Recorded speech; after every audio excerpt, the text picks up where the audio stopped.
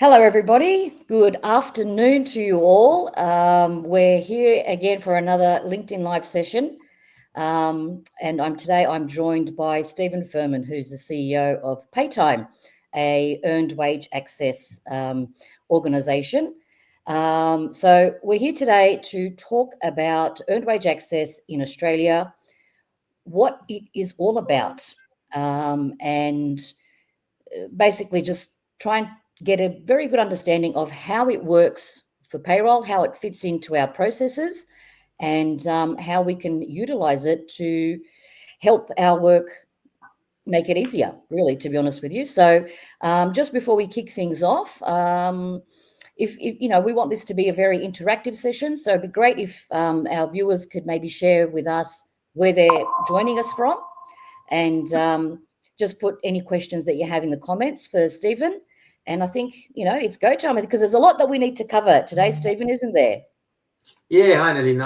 Nice to be with you, and hi everybody. Looking forward to the session. There is a lot to go through because it is in Australia, you know, a very new concept still versus many other countries. So looking forward to breaking it up into small chunks for everybody to understand.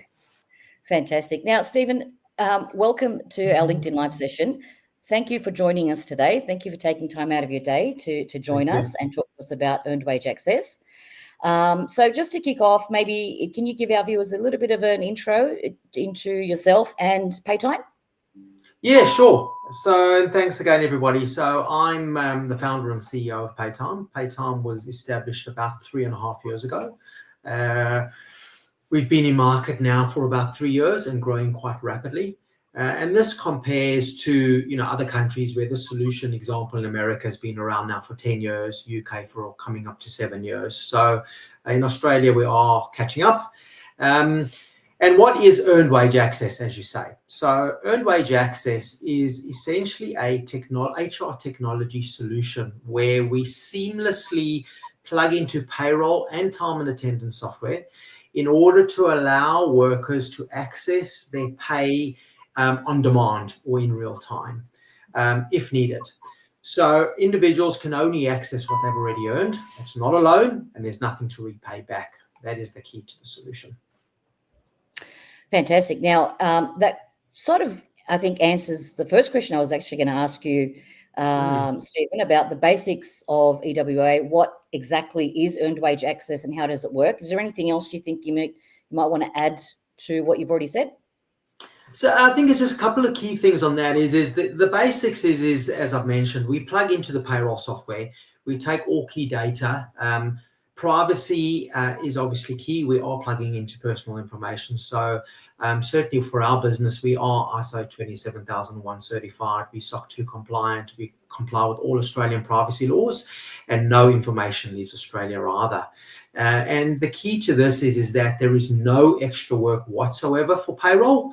Plus, there is no effect on the working capital or cash flow for a business. And essentially, how is that and why? But how I'll explain a bit later is when a user accesses a portion of their earned money, we actually provide that money to the user. And all that really simply happens is on payday, when payroll is run, we are like another payee in the payroll system. So we get reimbursed by the company for the money that's used, and we start again on each new pay cycle. Okay, great. So in terms of, you know, the difference between EWA and payday loans and salary advances, how is on-demand pay different to those? Yeah, so there's a few. So there's a couple of things. So one is obviously the acronym, what it's called is earned wage access. Now, there are a number of other players in the Australian market that are kind of trying to jump on the bandwagon and call themselves on-demand pay or pay on demand. They are essentially B2C payday lenders. They do not plug into payroll. The same as payday loans, buy now, pay laters, etc. All of those solutions are effectively loans that are charging interest and fees on money that has not been earned. The most important thing with earned wage access is that users can only access a portion of what they have already earned. So example, if you've worked 2 days, you can only access a portion of the 2 days that you've worked. You cannot access money into the future if you haven't worked those hours. Okay. That is the key fundamental difference between earned wage access and all of those other loans that are out there. Yeah. I mean, I suppose it's pretty easy. If you've worked the time, you can withdraw the money. If you haven't, and the payday loans would be, if you haven't worked the time, it's an advance to what you will be getting paid in the future.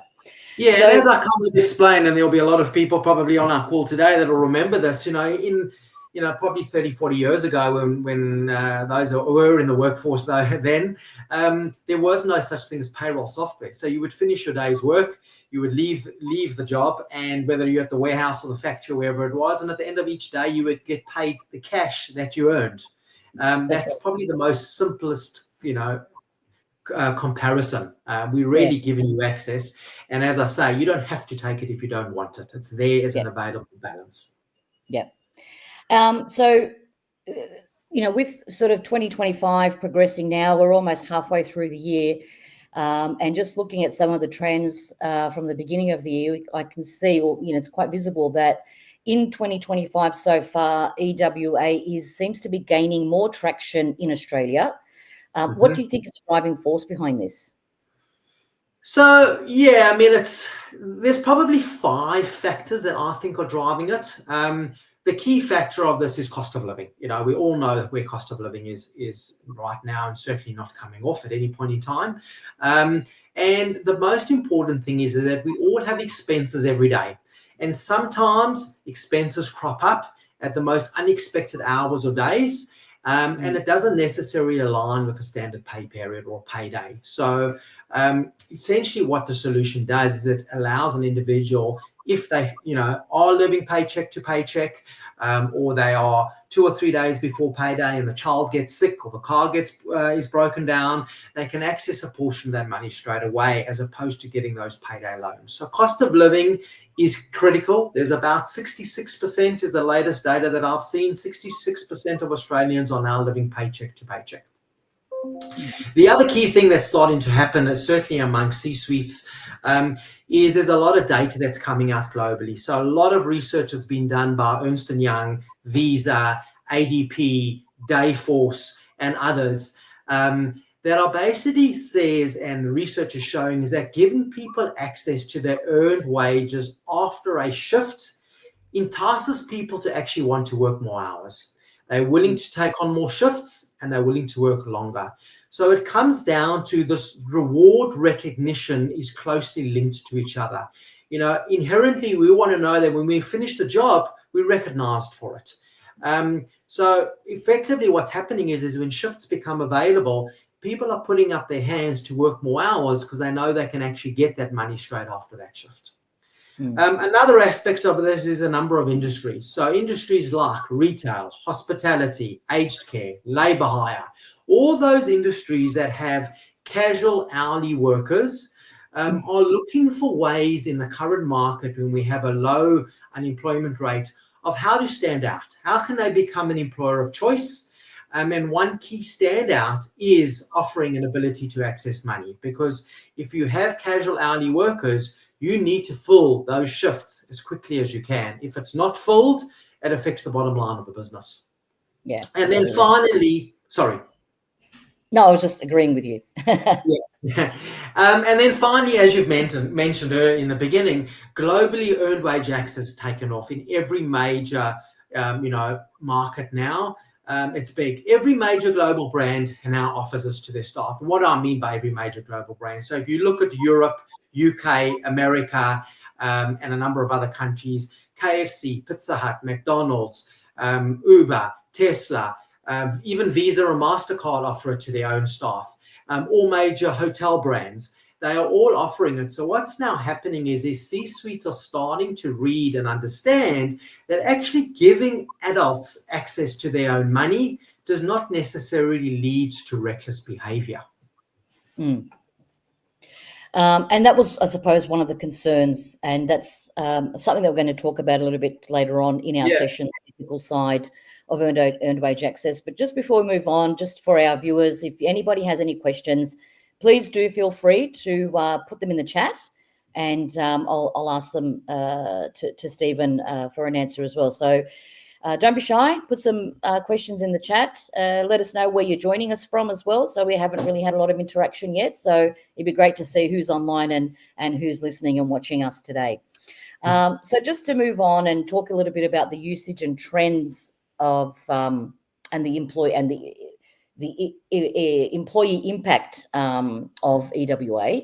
And I know Yes. we've covered a little bit of this in the previous answer, but just very quickly to go over it, how do you think the driving forces behind the takeoff of EWA in Australia compares to the overseas markets? So we are quite far behind the rest of the world. Certainly, taking a lot of time to pick up. And there is a number of reasons, which we'll touch on a bit later also, I'm sure. But, there is an inherent kind of hesitation of, if we give people access to the money, are they going to go to pokies, pubs and clubs, get drugs, alcohol, just because they've got their money. Now, the other key thing is what we're often getting is like when people say, oh, well, look, America and the UK are taking this up because they pay monthly. A lot of our businesses are paying weekly and fortnightly. Now, that is actually, fundamentally incorrect. If we actually look at Australia, roughly, if we're looking at that, 50% roughly of Australians are paid fortnightly and 31% are paid weekly. The rest is monthly. Now, that compares in America to about 60% fortnightly, so 50% versus 60%. And the weekly, we're almost in line. We are 31%, they are 33%. So we're very much mirroring those nations around it. It's really just about an awareness. What we're finding is that US employees are much more vocal when it comes to what they want from their company. They are very much more open to going to the CFO, COO, HR and saying, we want to get access to our money. Whereas in Australia, it's not really the done thing. It's kind of seen as very personal. So we need to get that, understanding out there that actually you're not asking for anything that's unreasonable. It's your money. Rather get access to your money than go pay 50% for payday loans or credit cards. Yeah. And just on the back of that, I read somewhere that, or in the media, that last year in 2024, Australians withdrew almost $57 million in early wages with an average of about 18 transactions per person. So, assuming that those figures that have been given are true, what does this tell us about how people are using EWA? Yeah, so I also saw that research, and obviously we provide some of our numbers into that too, which is growing rapidly. But to me, the key thing that there's two key things that stand out on this. What it really tells me is that people are actually being responsible about the use and the ability to access the wages. If we break that down, 18 transactions per person per year, it really translates into 1.5 times per month. So if a person is getting paid fortnightly or weekly or monthly, they're really only accessing their money another one, some people will be twice in a month. They are not accessing it every single day or even 3 times a week. So what this to me shows is that it's demonstrating that this myth around people getting access to money is going to be bad for them is just simply untrue. Yeah, okay. And we touched on it just a little bit earlier about the industries that are using earned wage access more than others. So it appears, especially sort of when we look at it, not only from Australia, but also from a global perspective, that a lot of organisations in retail, hospitality, in health or aged care, facilities management, labour hire organisations, etc., they seem to be the ones who are adopting earned wage access a lot more than other industries. And I think obviously when we look at those where there's a lot of sort of casual employees, hourly paid employees, award-based employees, etc. In that group. So why do you think that employers in these industries are turning to earned wage access more than employers in other industries? Yeah, so you basically hit the nail on the head. They are generally the industries that have the highest staff turnover rates. They are also the industries, if you look at retail, hospitality, aged care, healthcare, generally the same kind of person is looking for a job in either one of those three industries. So each of those industries are competing against each other in some either direct or indirect way. So typically they employ casual workers. So retaining them is hard. Work isn't always guaranteed. So those people generally gravitate to those employers where they know they're going to be giving more hours, more stable hours, and be employed more regularly, as opposed to those companies that cannot, offer that. So really what companies in those industries are trying to do is say to those employers, yeah, look, we can't necessarily guarantee you full-time work every single day. But what we can guarantee you is that when we do give you a shift and there are shifts available, we want you to be the one to put up your hand first so that you actually, will work those hours. And that when you do finish your work, you can actually get access to your money after that shift if you need it, as opposed to waiting a week or a fortnight. So research amongst our own client base, and I think it's important to point out these are our own clients versus overseas, because there's often a mismatch on overseas versus here. So in our own client base, what we do is we take a base case when we go into a company. We understand what's their turnover, how long is it taking them to hire staff, et cetera, and then we monitor it either monthly or on a quarterly basis and see the improvements. And on average, we're seeing across our client base a 32% faster time to hire.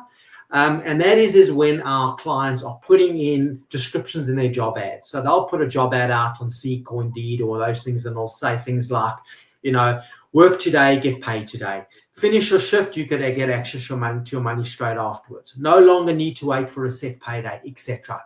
And those kind of descriptions in the job ads are resulting in significantly more people inquiring about the jobs, and also faster time to hire. When it comes to staff turnover rates, we are seeing anywhere between a 15 to 39% reduction in staff turnover. Now, those are big numbers, and these are actual numbers across our client base. And then what we've seen over the last 3 odd years that we've been in market is that 89% of workers that have access to our solution are actually staying longer in their job than they were previously. And the reason for that is they're no longer shopping around for a few dollars extra an hour at the competitor down the road, because they know if they put in an extra shift, they can get their money straight away. Or, just generally, if they're working on a day-to-day basis, they're getting access to their money as opposed to waiting for it. We've just had a question come through from Larry Prosser. So Larry wants to know, do you think the fact that many companies pay weekly, does this mean that companies don't believe their staff need earned wage access? There certainly is a number of companies that do say to us, yeah, look, we pay weekly, why would our staff need it? Now, we have about 44% of our client base that do pay weekly. And there's a few things that we've observed. One is that, yes, usage will, of course, be lower, and that's fine. But the whole premise around offering earned wage access is to actually just give people a safety net. So, and I'll give you an example that happened just a few weeks ago with a client. They pay every Wednesday. On this Saturday, the user's child was sick. They took him to the doctor, they had medical bills, went to obviously the pharmacy to get medication, etc. And of course, you pay for all of that. Monday morning came along and they had their electricity bill to pay. Now, they never had no money, but they didn't have enough to pay the whole bill. And in that scenario, if that person didn't have access to their earned wages from the Wednesday for that week before, they would basically either have to get a payday loan or not pay their electricity account to get a black mark against the name. So in this instance, the user drew down, I think it was about $125 odd, paid the electricity bill, and on Wednesday got paid the balance of their money, and they were back on their feet and off they went. So it's really what we call a safety net for people. There is no reason why just because you pay a person weekly that you should say, oh, we don't want to give it to them or they don't need it. Yes, lots may not need it, but as we say, expenses don't wait for payday. Yep. Thank you, Larry, for the question. And please, anyone else, if you have any questions, feel free to put them in the comments. Now, with that answer, I think we've answered a little bit of the next question I was going to ask you, and that was, how does having early access to wages impact an employee's financial situation? So we've kind of touched on that a bit, but also to add to that question, how does having good money management skills make a difference in how they use earned wage access? So yes, so very much so. Our solution, or as Paytime, EWA solutions in general, I suppose. Yeah. So Paytime as a business doesn't only offer earned wage access. Earned wage access is just one of our 6 modules. But really for us, the key is around helping users to manage their money better and give them better financial well-being. So we offer, besides earned wage access, things like real-time budgeting tools. We have access to qualified financial counselors. We have an automated savings plan. And it's really about creating a discipline of savings. We have discounts and rewards to over 2,000 retailers across the country. And then we have what we call a financial education module, where we have education and literacy tools to try help educate and teach people how to better manage and save their money. Now, the other interesting thing is on average, our users open our app 7 times before they push a button. And we've done surveys to our users asking them, why do they do this? And what they are effectively saying to us is that, look, the only way that I know as an employee how much I'm earning on a day-to-day basis is by opening the Paytime app. Now, what I can do is every time I open it up, I can see how much I've accrued in my wages, and I can now manage my day-to-day expenses based on what I'm earning. So even if they don't access their money, that's fine. At least they're now matching their daily expenses to what they are going to get paid on their official payday, which is exactly what we do. Yeah, so I think in essence what we're saying here is that generally when earned wage access is adopted within an organization, it also provides employees a tool where they can sort of watch how much money is being accrued in their account that they can access if they need to. So it's not about employees opening the app on more than one occasion because they're hesitant to withdraw the funds. It's more so to check whether how their funds are looking. It's kind of like watching your super grow, I suppose, in a sense. Yeah, exactly. It's like opening your bank account and watching a savings account if you've got one to see, how much interest is coming. Yeah. Yeah. So on following on from that, then some C-suites have made comments, in general around the world, in Australia, that they worry that using earned wage access or even offering earned wage access to employees could lead to financial dependence. But some other C-suites kind of see it as being more helpful. Now we have kind of covered a lot of that in the conversation that we've just had, but what do you think is the take here, or your opinion, and what kind of sort of feedback in general have you been getting from your users about how it makes them feel from a money management perspective? Yeah, so maybe I'll break it down into kind of 3 key points on this. So on the concern of financial dependence, yes, some do worry about it, and they do worry about, does it cause short-term financial, incorrect financial behaviors? And does it really address the underlying financial problem for people? But that's really where those other 5 modules come in, where we're trying to educate people. Unfortunately, most of us don't get education at school or university about finances and budgets. So as a company, we actually have 3 guardrails that we do put in for to ensure that there isn't abuse, and also to give C-suites that comfort that we are assisting people. So those three guardrails that we have is the following. We normally only recommend access to 50% of earned wages at any point in time. Now that 50% can be adjusted after with discussions with the company, but why do we do 50%? The main reason for that is people do have debit orders going off on payday for rent, car finance, etc. So if they do need to access their money, we always want to make sure they have at least half of that available on payday.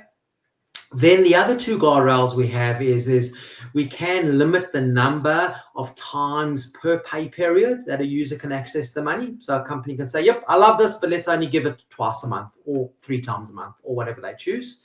And then the third guardrail is we can even limit the dollar value per transaction that somebody has. And we can use 1, 2, or a combination of all three of those for our users to ensure that we're giving comfort. Then on the benefit of managing cash flow, others recognize EWA as a valuable financial wellbeing tool. But for workers facing tight budgets or unexpected expenses, EWA can prevent those harmful alternatives like the payday loans, overdrafts, buy now, pay laters. As most people in Australia, although they're living paycheck to paycheck, they're not living beyond their means. This is really just simply about a timing issue. And if we can have those guardrails in place, but for people to still access their money, well, we're avoiding them, having to go get those high interest loans, not putting them in a black hole, but getting actually out of the step. So when earned wage access is implemented responsibly, especially with those usage caps and educational resources, it does promote, in our view, and through a lot of research, in fact, Harvard's even come out with research, showing that it does promote better financial stability and it doesn't make people worse off. Then the third one is feedback from our users, as you've said. The vast majority of employees, do actually provide feedback to us, which is great. And what they have said is that gives them an overwhelming sense of control over their finances. It gives them, essentially access to time-sensitive expenses, and it allows them invariably to access their money for their day-to-day living. When we look at it and we've surveyed staff, essentially what money is being used for is often for rent. And why rent? Well, we can say, but people know when the rent has been paid. It's X date of every month. Yeah, but some months actually have a 5-week month as opposed to 4 weeks in a month. So when you have that extra week in a month, it completely pushes people out of sync. Then there's the groceries, the emergency bills. We have a lot of people that'll say, great, thanks so much. My car was broke down. When I got in this morning, it wouldn't start. If I didn't have Paytime, I would have had to call in sick. But I've now got the money. I've called in the NRMA. They fixed my car. I'm back on track. So that's really, the kind of feedback we're getting. I can give you some exact feedback, but probably, I'm not sure if people want to, kind of hear things. We don't really have a lot of time because I was just looking at. We're kind of halfway through our session, and I really want to jump into the role that EWA will play in Payday Super. But we've just got a couple of questions before that I want to ask you, but if we can just go over them fairly quickly. And in the meantime, if our viewers have any questions or any comments that they want to add, please feel free to do so. So we've spoken about employees. We've spoken about, financial well-being of employees and how it impacts employees' earned wage access. I just want to have a look at the employer side now. And from an employer's perspective, how does offering earned wage access to their employees help their businesses when it comes to attracting and, retaining talent? I know you mentioned a little bit earlier that it has had a great effect on it, but if there's anything else further you want to add to that, that'd be great. No, I think we've touched on it. I think the key thing is how does companies stand out to be different from their competitors? We're competing for the same talent. We've only got limited talent.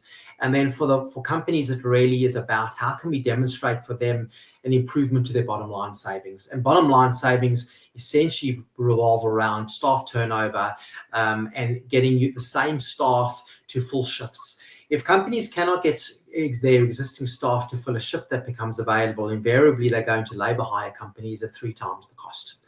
So, if we can get those same employees to work more hours, it saves the bottom line for the company. Yeah. And I think one of probably the biggest challenges or the questions that, employers might have is, well, what are the challenges that my business will face when trying to implement earned wage access? Because they want to make sure it works for both them and the employees, right? So what could be the biggest challenge they come across? So it's probably more about the challenge that we come across. And the challenge that we come across is do we need a whole change management process in place? Do we need a project team to put this in place? Is this going to change our processes? And invariably, there is no challenges when it comes to that. We are not making any changes to the way payroll works.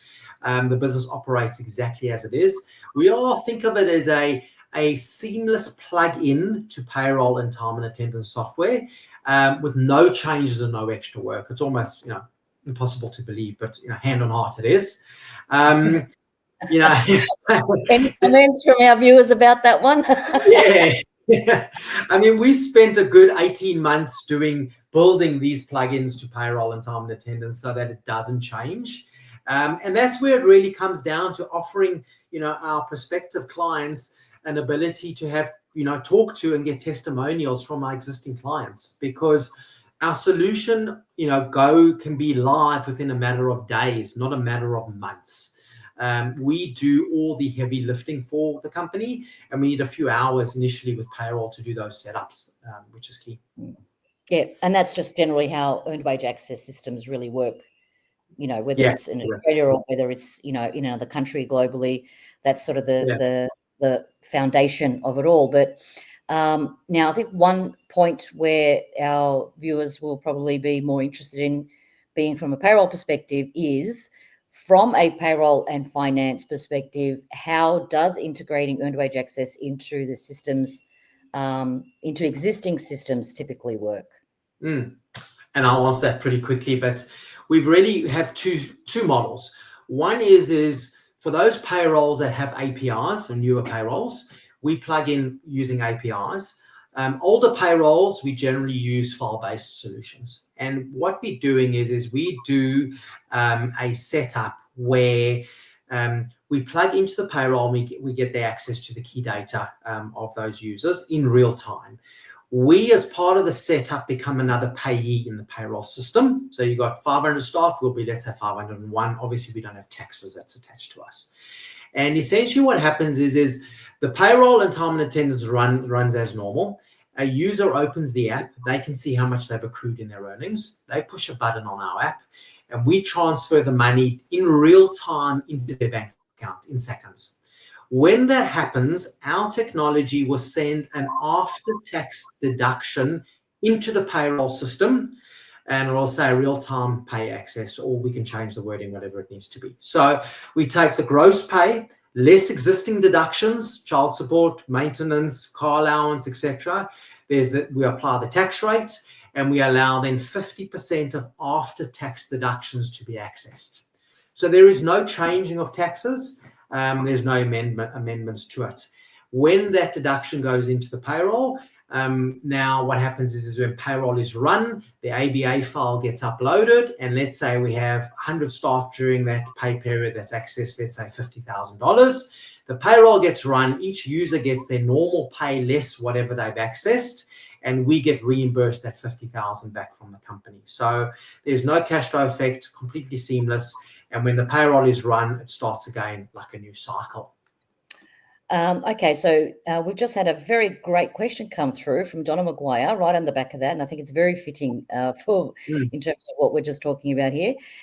What is the opinion of, what is the ATO's opinion on earned wage access? So I'm assuming that Donna's asking in terms of opinion on tax, in terms of the ATO. I'm not sure, but if you want to comment again, Donna, please feel free to do so. Yeah, feel free. So if it's on a tax perspective, so the ATO is fully aware of earned wage access, and they've had a number of consultations that we're aware of globally too on it, because obviously overseas it's far bigger. But their view is there's no effect on tax and no effect on the ATO as such, because what it is all we're simply doing is we're giving people access to their after-tax earnings. So there's no effect at all on super or taxes on the users that actually access it. Yeah. Okay. It's simply a timing issue. The net take-home pay does not change. And just so to clarify, if any of our viewers have any sort of questions, I just want to ask as well.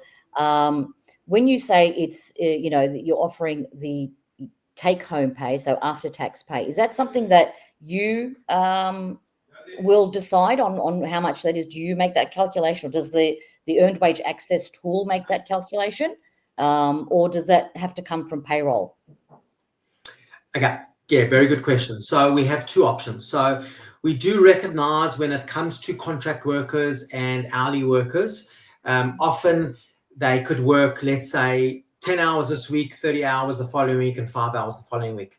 And, their tax rate changes based on, how many hours they're working on those weeks. Now, if the company is set up for the hours to go in real time, they've got all approvals, we will use the actual real-time calculations of tax that is available that we do have. If some companies only do those calculations just before the payroll is run, in those instances, what we do is we take the hours that the individual has worked. We only use their base pay rates, so we do not allow access to overtime and weekend rates. It's another guardrail that we put in place. And then we apply a standard 25% flat tax for those hours worked to ensure that we always have a big enough buffer. And when payroll is run, there's an automated adjustment on anything on that. Yeah. Okay. And just another comment that's coming from Donna is she said tax and reporting. So, STP. Yeah. So I think I touched on that. There's no change whatsoever. Yeah, that's right. Yeah. All after tax. Okay, so and if anyone has any more questions or comments, please feel free to put them in the comments section. Now let's move on to the very important, I think the most important part of today's discussion from my perspective is payday super and the role that earned wage access will play or can play when payday super comes into effect, or if it comes into effect next year. So with payday super, obviously it's expected to come into effect 1st of July 2026. This will require all employers to pay super entitlements on the same day as paying salary and wages, which we're all aware of. So that's shifting from a quarterly super payment to everyone paying at a different time of the year in effect. So this obviously will mean that employers will be required to make super payments more often, will definitely be making super payments more often. So, about 20 up to 22 times more often than what they would at the moment. But so whilst, we're looking at about 40% of businesses, let's say, pay super more frequently than on a quarterly basis already, and then 60% of businesses may not. With the introduction of payday super, the remaining 60% will be required to significantly change their financial planning to make sure that they've got the funds available to make the payments on the allocated time, and also to change their processes internally. And that's not just super processes, but probably payroll processes to make sure they can fit all of that in. How do you think earned wage access will help this process? Because it's a big topic, right? And everyone's a little bit worried about what's going to happen. And we are going to be talking a lot about this next week in our symposium. But from your perspective, how is EWA going to help, or will it help? Yeah, perfect. So I won't touch on the requirements for payroll and the extra, obviously, hours and admin costs and all of those kind of things. There's been many discussions. There's going to be a lot more on it. Yeah. But what I'll touch on is more about how will earned wage access help with this both from a payroll time standpoint of view, as well as for when it comes to CFOs actually assisting the business in bottom line savings and earnings. Because at the end of the day, we need to have a win-win for both employees and for the companies. So if let's assume a company is currently paying weekly, and their super is getting paid to their staff or contractors on a quarterly basis. We recognize some do pay monthly, but let's say it's quarterly. The company would amend their formal, with earned wage access. What would happen is the company would amend their formal pay runs from weekly to fortnightly. We've actually had 2 companies move now from weekly to monthly, but that depends on the change management and if they have EBAs in place that restrict it. So let's go from weekly to fortnightly as the first step. So when that happens, at the same time, we offer earned wage access to staff, whereby essentially the company would enable the staff to get access to their pay on a weekly basis still via an automated payment out of Paytime. So effectively how it works is the following. You change your pay run from weekly to fortnightly, but your staff get paid every alternate week, so still on a weekly basis, but using our solution as an automated pay. Because remember, we have real-time access to people's earned pay, and we know what their after-tax earnings are. So we can automate that process to automatically send the money into a person's bank account. They don't need to open the app and push a button to do that. And this would happen as soon as the timesheets are approved in the system, exactly the same as required for a pay run. So we would not obviously do it on unapproved timesheets. So the processes that a company would currently have for their normal pay run would still stay in place. Now, what will then happen is that Paytime will still enable the accrued wages each week.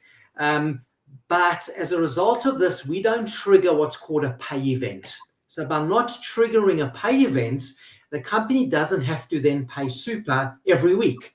They will only need to pay super now on a fortnightly basis in this instance.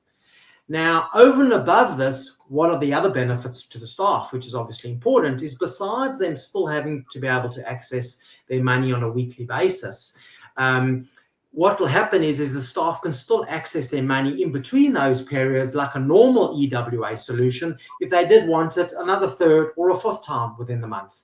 So it's not restricting it only to that once a month, but the once a month is an automated process. And if somebody wants another $200 or $300 or $500, that's when they do go into the app to get it. It also should be noted that with Paytime, when we plug into payroll, we do know if a person is on unpaid leave. So in that instance, and in those cases, no funds will be dispersed on that weekly basis because a person hasn't got an accrued pay at all, exactly the same as the system as payroll. So there's no risk of anybody actually getting money as a result. Now, by shifting the payroll from a weekly to a fortnightly basis in the instance, what are the benefits? Well, as we know, the company is paying now super on a fortnightly basis as opposed to weekly. It's not as good as a quarterly basis, but it's certainly better than that. But in terms of savings, so based on research that's been conducted by others in the Australian market, a company with 1,000 employees, essentially it costs a company roughly $10 per pay run per employee. That's effectively roughly what it costs. So if a company now changes their weekly pay run to fortnightly, we could actually save the company on 1,000 staff $260,000 on average per annum for payroll and admin cost savings as a result of that. And if a company goes from weekly to monthly, we can save them nearly $500,000 a year. So for a company, it's actually now bottom line savings on a month-to-month basis by actually moving their payroll out. But for staff, there's no negative downside for them. On top of this, there is a once-off working capital saving. So by moving your weekly payroll to a fortnightly payroll, companies will save about 12% of their monthly pay run in working capital. If they move from weekly to monthly, it's about a 37% improvement in their working capital savings. So what this does essentially is it allows a company to release a big chunk of cash as a once-off in the working capital savings position, plus they have ongoing savings. So Not only does it benefit the business, of course, in bottom line savings, but for employees, which is really important, as we know, we can't make them worse off. They're still getting access to their pay weekly. They are still able to access now money in a normal way through earned wage access in between if they do need for emergencies. And staff are getting the other 5 modules around financial well-being solutions to help them improve in terms of their savings, better money management, discounts and rewards, budgeting tools, etc. So this really now becomes a win-win for both company and employee in terms of both saving people money. Yeah. So just sort of to summarize that a bit in terms of Payday Super. So in essence, the summary is if employers adopt earned wage access, it gives them the ability to start shifting their pay cycles to make it easier for them to manage their super payments and the frequency of their super payments, whilst employees are also still able to access their finance or their pay, so that financially they are not in a negative position whilst the shift is happening. Now, on the back of that, I've just had a question come through from Chris Wenman saying, well, what happens when a timesheet is approved but it's wrong? So therefore there's an overpayment or maybe an even underpayment. How is that managed? Because they've already accessed it now, the money, right? Yes. So what happens? Yes. So, Chris, I'm assuming that you're meaning on for Payday Super, but I'll cover both of them. So on the non-Payday Super, we obviously would be accessing 50% of after-tax earnings. So if the timesheets are wrong, we still have a significant buffer in that to make those adjustments. So it may not be 50%, it may end up being, let's say, 53 or 55%. So when the actual pay run is done, it gets calculated to be an exact amount. With the Payday Super scenario, what would happen is again, so if we allowing access to the staff on payday, once a week, and we're allowing them access to 100% of their pay based on the timesheets that we approved timesheets that are in the system, and let's assume they were wrong.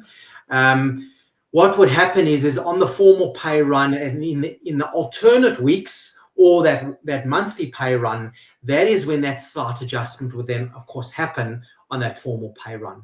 Now, we generally, in our client base and talking to customers, approved timesheets are not often changed. Once it's approved, it's approved. But of course, there can be mistakes. So in our view, this is not a norm. This is kind of outside of the norm. That's why we don't offer access to unapproved timesheets. It only needs to be approved. But if there's a slight change, areas, there's always that ability on that formal pay run to make that change. Okay. Now we are running a little bit out of time here. I do have another question that's coming from Donna. Surely the ATO would act in those circumstances to change their stance and consider regular cycles of earned wage access payments as pay events? So, Donna, we, in our view, it would be tough for the ATO to legislate that an earned wage access payment is a pay event, because there is no formal pay cycle that is taking place. We are creating a deduction entry. So if they had to do that, it would be, I'm not saying it's impossible, but it would be tough to say that only earned wage access is a pay event, but all other after-tax deductions are not pay events. So, that's kind of our view in terms of where we stand. We all know Payday Super is still up in the air. But the biggest thing that, in our view, both on the ATO as well as the unions, is making sure that employees are not worse off by offering earned wage access. And we can demonstrate that not only are they not worse off, they're actually better off in these instances. Yeah, and and it's always the same case in every region, in every country, when implementing something new, especially when earned wage access, which was in the early stages very, very controversial. So because we're getting closer to the end of our session, Stephen, I just want to sort of skip over to some of the ethical considerations, because that's kind of where the conversation's leading to. And I can see from comments that are coming through, it's, that's still a major concern, right? So, Yes. in the early stages of earned wage access, particularly, and still so in Europe to a certain perspective point, there's still a little bit of controversy around the ethical side of earned wage access. So if we just move on to, the ethical considerations and financial well-being, how can employers offer earned wage access while also encouraging employees to manage their finances responsibly? Now, I know you've already mentioned that earned wage access companies and Paytime, or generally offer training or information about sort of financial well-being. But if we look at the reality of things, and I'm looking from myself, how many people actually really read those, right? How many people will actually pay attention to that? So from an employer's perspective, and I suppose from an employer's perspective as being responsible for their employees to a certain degree, Yes. how can they encourage employees to manage their finances responsibly using EWA? Yeah. So again, it kind of goes down to what I've mentioned earlier. The key thing is having those guardrails in place. So example, we're going live in the next 10 days with a company that pays 15,000 people on a weekly basis. And they're saying, look, love it. They're actually a global organization. They've got it in place already in 2 other regions. So with them, what we're doing is we're giving them 50% access to their pay. And then on top of that, users can only access a maximum of $500 per transaction. And we've kind of done a whole lot of analysis as to how we got to that 500. The other key thing is, as you say, a lot of staff don't read documents, don't read papers. So what we do with our organizations is we encourage the ability or the opportunity to actually present to the staff. So if there is a town hall, or there's manager meetings, or we can do a lunch and learn, we will come on, my team will come on and do a 10 or 15 minute calls with staff. We try to do that if possible on a quarterly basis. Some companies allow it, some don't, some want it monthly, some want it six monthly, where we actually have an opportunity for staff to ask us as many questions as they want. How do they use it? What should they use? How do they do it? All the different modules. So it becomes, again, that learning opportunity for staff. And then the other big thing is again, really around communications about, look, we know that people are using, when I say we, companies can say, we know people are using buy now, pay laters, credit cards, payday loans. All of those, unfortunately, are like a drug. It's once you're on it, you're always going backwards. So it's really about trying to create an awareness that, look, use it responsibly. We're not making you worse off because you've earned your money. But what we also don't want you to be in is in a position where you've used money and then you don't have enough for your normal expenses for the rest of that pay period. So it's purely around that education.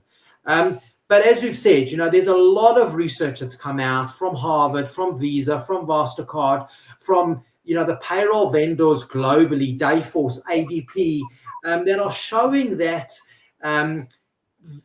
earned wage access really does help manage high cost of living pressures.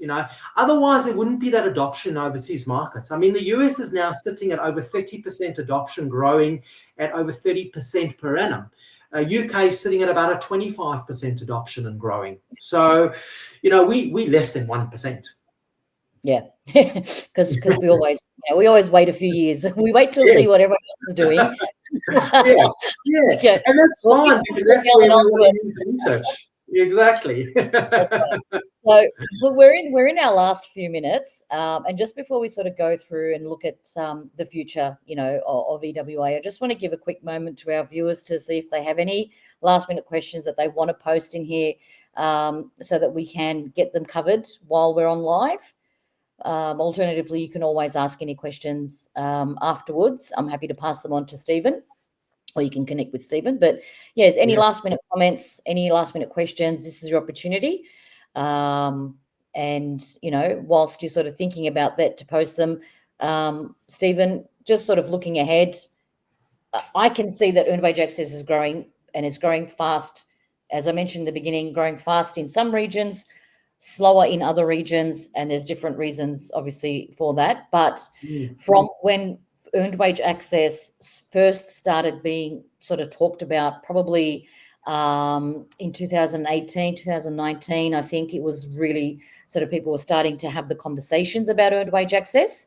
And there was a lot of pushback, I remember, from employers and from employees at the time. Things have changed a bit. It's shifted. And it's growing fast, but obviously, like any new solution and any new bit of technology, it does come with its challenges. Can I just ask you, as a closing note, what excites you the most about the future of earned wage access, and what concerns you the most about the future of earned wage access? Yeah, so, the thing that excites me the most is the fact that we now get thousands of inquiries every week to our website and our forms from employees asking for Paytime. So we know there's a demand. So the excitement is not about, okay, this is something that really people want. There is a need for it. Otherwise, employees wouldn't be coming to us. It's really now about, the exciting part for us is how do we, it's about offering financial empowerment at scale. So EWA has that potential to actually fundamentally shift how people experience work versus compensation. So instead of waiting a week or a fortnight, or some are still waiting a month, they can actually align their work to real-time financial needs. Now, just to touch on which we haven't really touched on at all today, is the other big thing is that the assumption is that earned wage access is only for very low income blue collar workers. Now, that is also incorrect. A big shift in our user base and in Australia is we have a lot of middle to high income earners and even white collar workers that are actually taking their salary once a week and putting it into their mortgage offset accounts. Now, if you put your salary into your mortgage offset account versus fortnightly, once a week versus fortnightly or monthly, you can save up to 3 years on a 30-year mortgage, simply time value of money. So that's another whole area, of that area of it. The other thing is integration of financial wellness tools. So the future of EWA is not just about faster pay. It's actually about integrating into budgeting tools, savings, credit building features, an opportunity where earned wage access becomes a financial central hub for employees, because the fact that there's access in real time to wages allows that user to actually use this as what we call banking as a service, where they now have access into their car finance, into their mortgage, into their personal insurance, into their income protection. So it becomes a complete wellness solution. And then obviously, as I mentioned, the research is showing that it's showing as being a competitive advantage for hiring.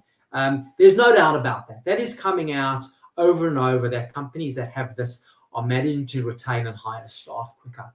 What's my biggest concern? I think my biggest concern is actually adoption in Australia and the big disconnect between head office and C-suites versus what we're seeing in terms of our inquiries coming from employees.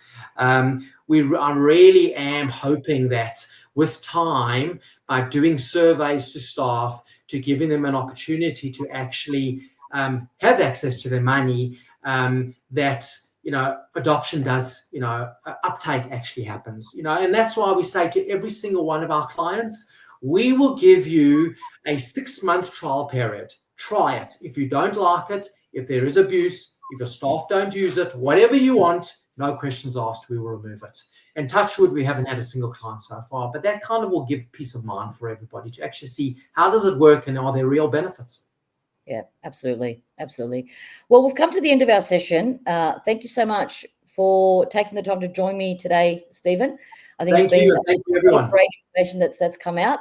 Thank you, Larry, Donna, and Chris, for your comments and your questions. It's been, great to sort of have those different perspectives come through to our conversation. It does definitely sound like we need an EWA part 2 because there's still a lot of areas that we need to cover, and I think there'll be a lot of questions that will come from people who will watch this session afterwards who didn't get to join us today live. But we'll definitely talk about that again. Thank you so much for joining us, Stephen. I really look forward to chatting with you again, and it's been great having you. Thank you, and thanks for everybody's time. Really appreciate it. And if anybody has any other questions, please feel free to reach out.